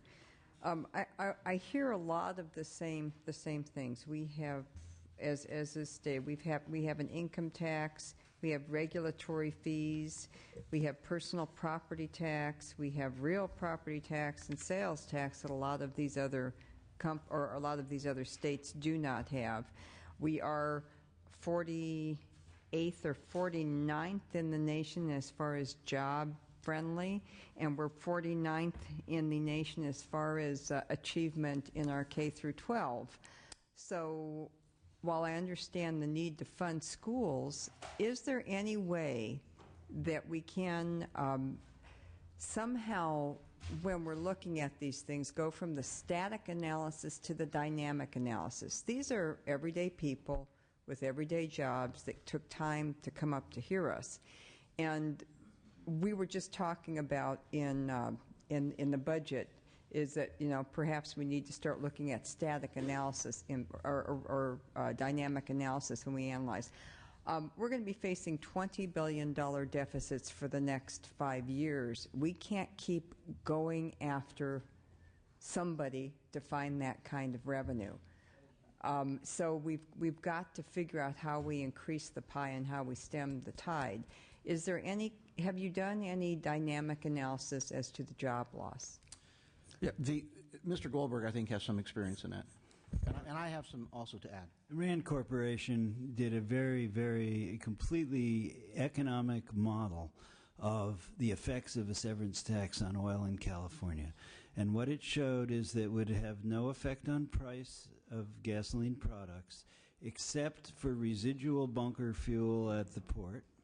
And it showed that there would be a very, very, very minor marginal effect on stripper wells that would be shut in a little bit earlier, which is why Mr. Nava's bill and every bill previously to this one has exempted stripper wells, so there is no shut-in effect. That was on the order of 0.5%. With that exemption, the Rand Corporation study has never been refuted. It was done in great depth and great detail with regard to the effect of an oil severance tax. Let me add to that, if I may, Ms. Harkey. Thank you, sir, Mr. Chair. Alaska increased their oil severance tax from 22.5% to 25% in 2007. The Alaska Labor Department reported in 2008 that direct oil employment increased to an all-time high of 12,500 jobs. In Arkansas, despite the severance tax on both oil and natural gas, Arkansas saw an increase of 11,000 oil industry jobs is expected over the next 4 years. And so the representation that a severance tax will result in job losses is just not an equation that is accurate. Well, I believe, though, that both of these states, I don't think Alaska has a personal income tax at all, and I'm not sure about their corporate tax, but we've been through this so many times. I remember that. And Arkansas certainly has many different structures than we do. We have here that it would decrease state revenues because of the offset in production, because production would decrease. And well, you say it's not. Why would we assume it would decrease? Well, because we've got we're producing. Let me say this: imposing a new oil tax would reduce California's oil production between 57,000 and 80,000 barrels per day during the next 30 years. Because you had even admitted that that there would be some of those fields that maybe wouldn't be economical anymore to anymore to use. And so, I mean, that was in your... People from the industry can correct me, but the last numbers we looked at was that given California's heavy oil and its regulatory environment and the taxes that are accumulated, that the cost of production is somewhere $20, $22 a barrel. The price is $75 a barrel. In the oil, the Rand Corporation analysis says we have sunk all this capital in, so the marginal costs are never even close to what the $75 that we're getting today are, or was 110 last year, and it dropped down to 40 or 60, but it's been pretty steady between 60 and 80 recently. Costs are nowhere close to that. On the margin, the reason you exempt stripper wells is that the only possible effect that the Rand Corporation could identify is when a well is nearly dry and and it's really expensive per amount of money you're going to get for it. You might, on the 0.5% margin, shut it in earlier, but then every legislation looked at that and said we exempt stripper wells, so there really is no impact on production. You have a lot of sunk costs. You're making a very large amount of money net per barrel, and there is no reason ever to lower production in these prices. Well, it's true on large corporations. It would take them a little bit it would take them longer to decide to reduce because they do have a lot of sunk costs. But what we're hearing from here are smaller oil producers that truly would be impacted. They're coming here from all over. I mean, I flew up on the airplane with a couple people today. They're coming here from all over the state, and I do believe that they would be impacted. Everybody's just making this much right now to stay alive. And we are, as I said, our expenses in this state have doubled from 1998 to 2008. We doubled state expenditures. Now, we have problems, but they're structural. And it's not that we should be constantly looking for a few more dollars this year to plug a hole, because it's not going to help. Next year, you're going to be right back here again. And who else? You got $84 billion, and you're trying to take $20 billion for the next 5 years. That doesn't work. We are bankrupt. The state is fundamentally bankrupt. Whether it can acknowledge it or not doesn't matter. It is an undeclared bankruptcy, and we keep trying to find money to fill this hole that just keeps growing. Well, Thank you. Mr. Nava, do you want to respond? Yeah, if I can add some additional information, because Kern County was referred to very specifically, and there are a number of people here from Kern County, and I think that we all, I think we all understand the difficulty that many of the counties are in California. But what we don't want to do is make it worse. And let me tell you how we make it worse for the people in Kern County. If you embrace the governor's budget, which is cuts only, Kern County is going to lose $45,582,000 just in IHSS funds alone. Kern County will have 4,790 seniors and or disabled people without in-home assistance. If we approve this governor's budget and the cuts to K through 12 are taken, Kern County is going to lose another $56 million in education funding on top of the 45 in IHSS. Now, and then only if the minimum Prop 98 portion of this bill were to pass, we could at least get $22 million back to Kern for their public education. And it goes on.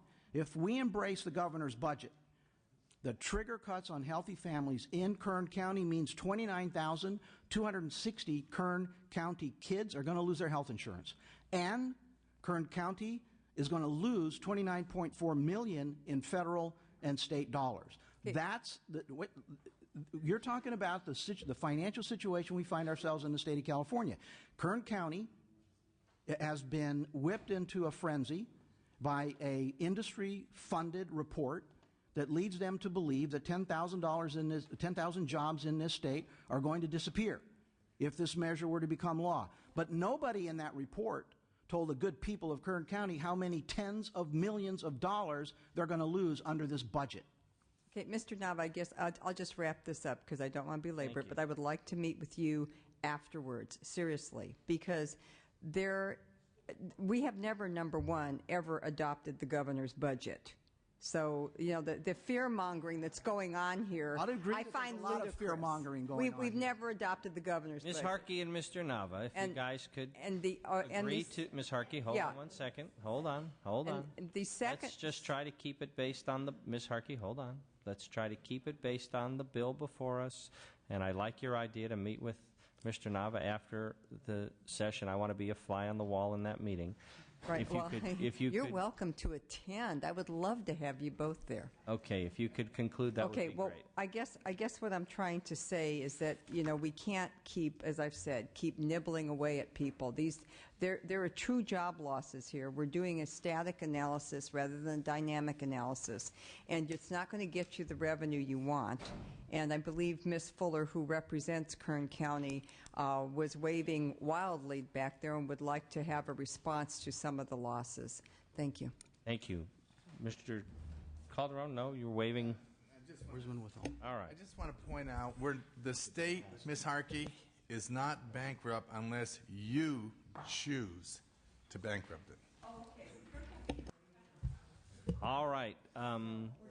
Mr. Nava, Mr. Calderon. Thank you. Hold on 1 second. Mr. Nava, earlier this year, a similar bill was before this committee. I was not chair at the time, but I did ask that author a question. I'm going to ask you the same question to be fair to both authors.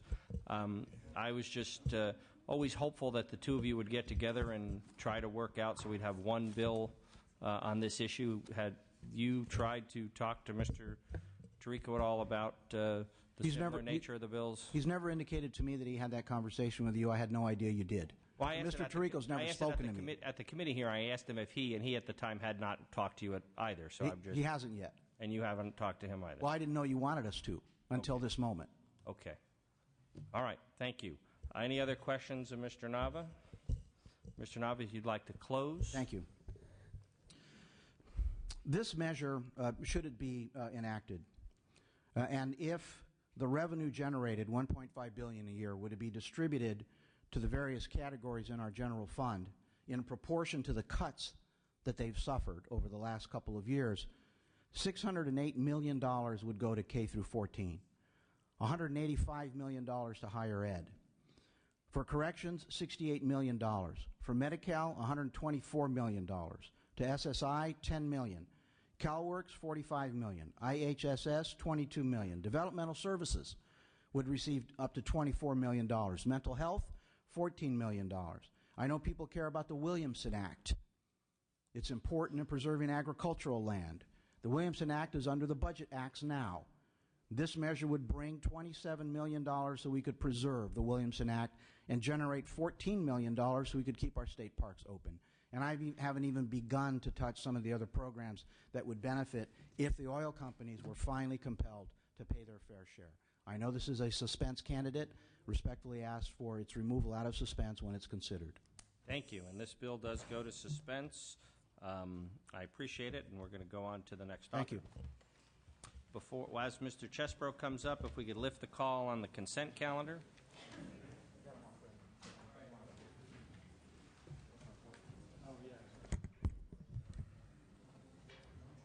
DeVore. Aye. DeVore, aye. Bell. Calderon. Aye. Calderon, aye. Cotto. Been here for a while. Fuentes. Ma. Ma, aye. Suspense calendar's out. Consent calendar is out.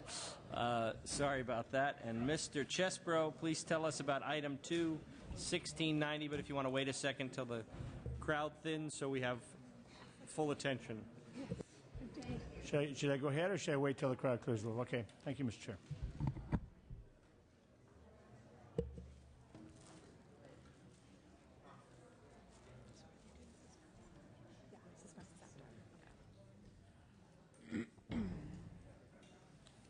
Okay, Mr. Chesbro.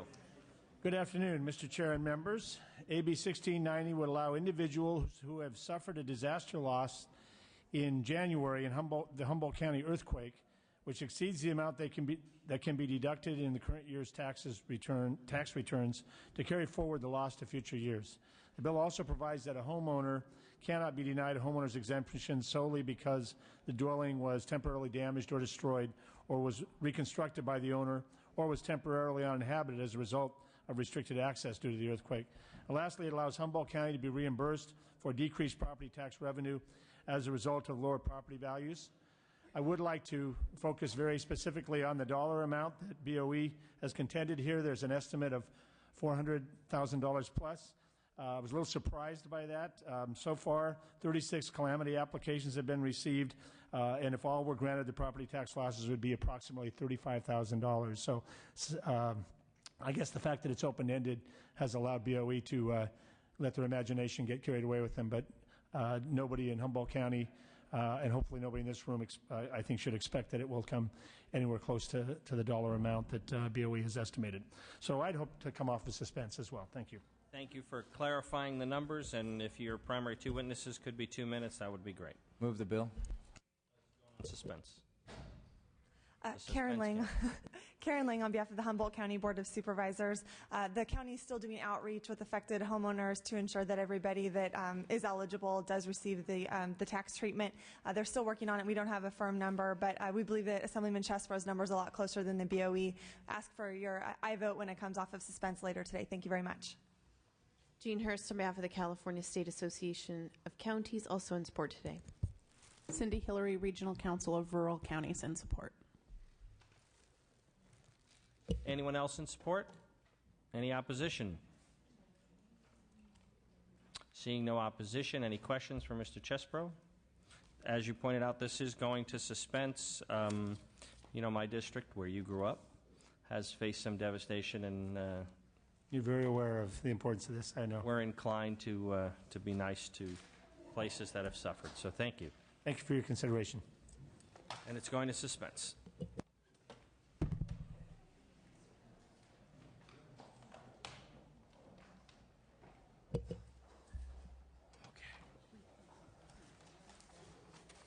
Hold on. Okay. That's what I'm about to do. I'm about to do that. Here, it's 3G. Got it. Okay, we've got a couple things to deal with. Item number 5 by Mr. Davis. Item 1915 is off calendar.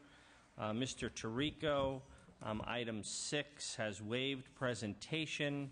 And that bill is going to go to suspense, and he will be taking amendments to limit the tax credit program to 4 counties and cap the total amount of the credit for each taxable year at $250,000 in its total. And the credit for taxable years begins on January 1, 2011, and there are some technical amendments that Mr. Tirico on AB 2014 will be taking as that bill goes on to suspense. Also, Ms. Skinner, AB 2362, is waiving presentation, and her bill is going on to suspense, and she has agreed to also take amendments while it's on suspense to limit the application of this bill to only improvements that are seismic safety related, to delete the 10-year limitation, thereby making the exclusion permanent. And there are, and that's basically what she's taking. So those two are going on suspense. And we are going to go to the suspense file.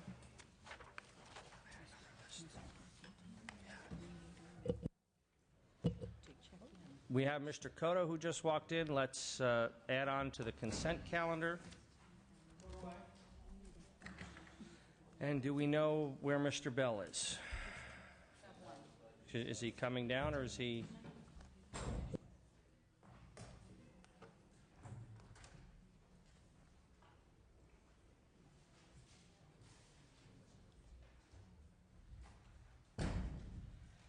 We'll wait a couple seconds for Mr. Bell.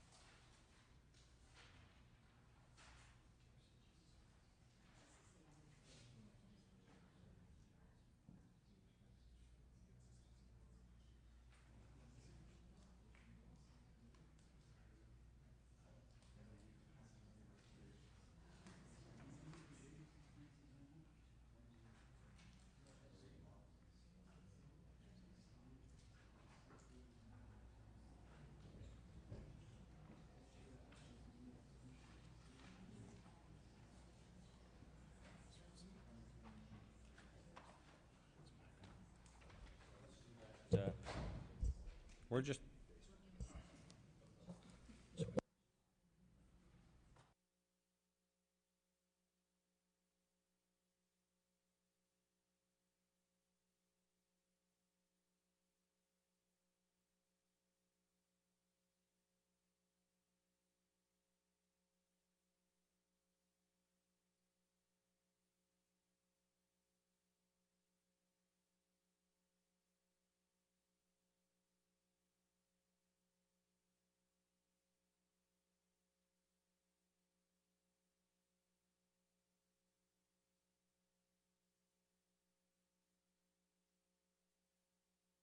Okay, what we're going to do is we're going to start going through the suspense file.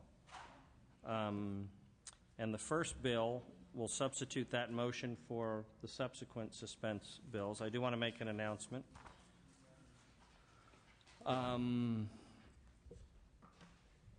There are some great things going on in this building, and certainly we've seen some signs of economic recovery going on as well.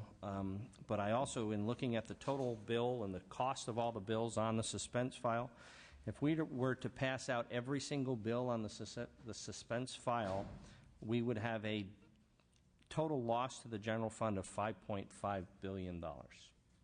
That's taking into account all of the revenue and all of the credits and everything that's on suspense files. So certainly we're not going to let out of this committee $5.5 billion in a hit to the general fund. So just wanted to make that announcement. We have our first bill is Chesbro, AB 1690, which is disaster relief, and the recommendation is an A roll call, and if there's a motion.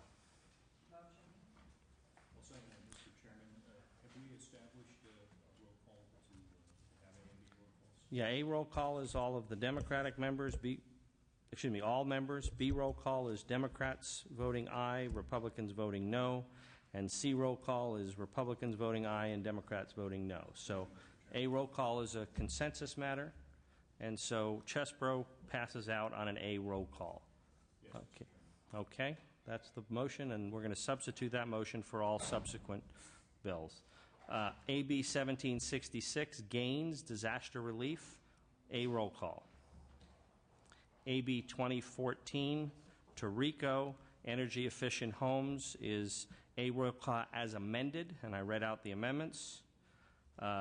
AB 2136, V. Manuel Perez, Disaster Relief, is an A roll call.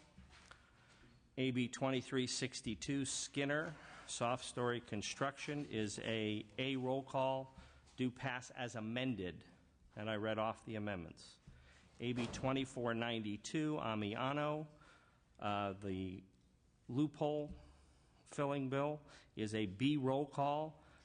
Do pass as amended, and I'm not going to insist upon the 7-year sunset. I was convinced of that not being one of the amendments. AB 2630, Emerson, is an A roll call as amended, to not create a new program but to use existing budgeted program to pay for the bill. The committee bill has been dispensed with. We have AB 1687, Jeffries, Destination Management. That is an A roll call. AB 1935, De Leon, is B roll call.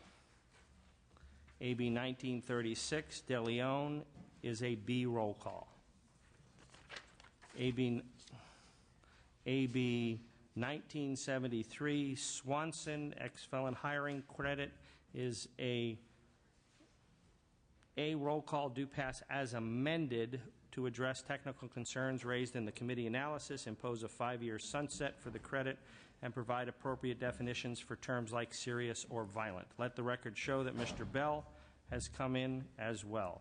We're doing AB 1973 on an A roll call. AB 2060, Calderon fixed price contract, is an A roll call as amended. You wanted me to read the amendments? No, Garrick. Okay. AB 2126, Mr. Garrick, minimum annual tax, is a do pass as amended A roll call, and there were amendments that were discussed and accepted by the author at the April 12th hearing. AB 2148 by Mr. Tron, physicians deduction, A roll call as amended, and again, amendments were discussed and accepted by the author at the April 12th hearing. AB 2640, Mr. Arambula, subsidized parking, is a B roll call as amended, and again, the committee amendments that were discussed and accepted on the May 3rd hearing.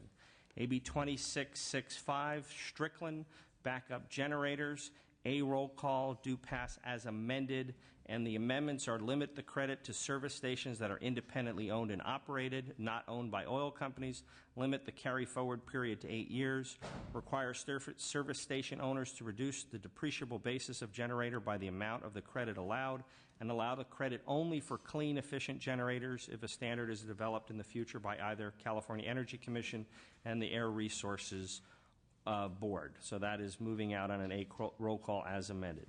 AB 2735, De Leon property change in ownership, is a B roll call pass. Now we go to AB 1700 by Mr. Gaines, repeals budget taxes, is a hold in committee, hold on suspense. AB 1705, Mr. Perez, energy property grants, is hold, and that the body of that bill, if I remember correctly, was also in SB 401. So the provision. Okay, it's not on my list. Going too fast. I can do it from her. I can do it from Christine's list. Okay. Okay. So Mr. Perez, AB 1705, is item 14. Excuse me, item 14, and the body of that bill was also in SB 401, which Mr. Calderon was very familiar with and helped craft. AB 1719 by Ms. Harkey is item 15, the education credit. We are holding that on suspense. AB 1779 by Mr. Nilo, again, was encompassed in SB 401 and has already been dispensed with from a policy perspective, hold in suspense. Moving on to AB 1806 by Mr. Hageman, surviving spouse, that is a hold in suspense. AB 1812 by Mr. Silva, which is item 19, is hold on suspense. AB 1990 by Mr. Anderson is item 24, child care credit, hold on suspense. AB 2041, Mr. Valines, and that is item 25, is hold on suspense. AB 2100 by Mr. Cotto is hold on suspense, and that is item 27. AB 2225 by Mr. Gaines is a hold on suspense, and that is item 8. AB 2278 by Mr. Anderson is a hold on suspense. And that was item 30. AB 31, which is, item 31, AB 2280 by Mr. Miller is a hold on suspense. AB 1604 by Mr. Nava, and again, this committee let out Mr. Tirico's bill, which is a similar oil severance tax bill, so we are holding AB 1604 on suspense, and that was item number 1. And then Mr. Furutani's AB 1836, which is item 20. We are also holding that on suspense. I believe that is all of the suspense items. You mentioned this, but you didn't say what you were doing. Oh, I'm sorry. Item 16, I'm sorry, I missed. No, item 16, AB 1735 by Ms. Harkey is holding on suspense. I'm sorry, I missed that one. 32, Mr. Arambula. Yes, it was B roll. That was 2640. That was a B roll call. So we have Mr. Fuentes is the last person, I believe, that has not come down. That is the calendar. You guys are all free to go. I will stay a couple minutes for Mr. Fuentes.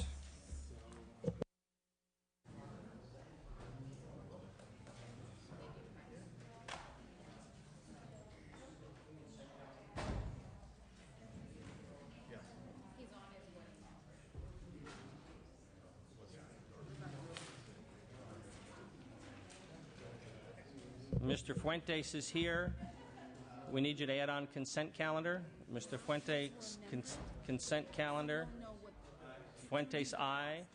And you're here. We did A-B roll call, so you're good. Okay.